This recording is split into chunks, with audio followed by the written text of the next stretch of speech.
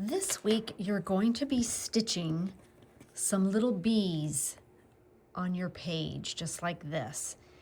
And I thought I would just give you a quick tutorial on how to cut out the little wool body that you're going to use to make these little bees. So let me show you. I keep a little box of wool circles when I have scraps so that I have them handy when I'm gonna work on something. So what I'm gonna do is I'm gonna pull out this 1/2 inch wool circle. It's easy to cut this out. I didn't want to give you a template because I think, you guys could manage this. So I've got a 1/2 inch circle and I want to cut the body out for the bee. Now, the other thing I want to talk to you about is scissors. These are my most favorite scissors for cutting wool. And the main reason why is the curve of the scissor. I just like Fiskars curved 4-inch scissors. I've been using them for years.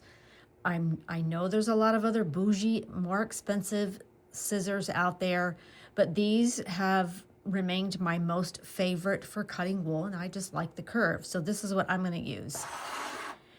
So to cut the little body out, all you're going to do is just take your circle and just cut into the curve, and you can shave it to the size that you want. If you want your bee to be a little fatter, it can be a fatter bee.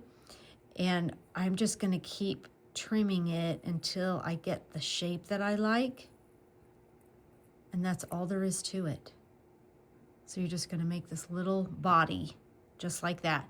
You could, if you wanted his backside to be a little rounder, you could just round off his little body just like that.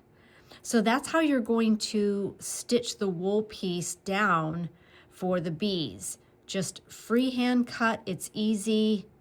Shave it, cut it how you like it.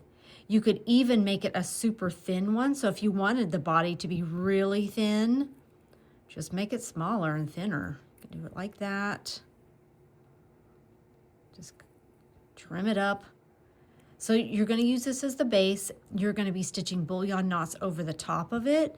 So you're not going to see any little, like if you had a little extra piece here, if you didn't like the way it looks, don't worry about it because you're going to cover it up anyway. So that's how you're going to make the wool piece.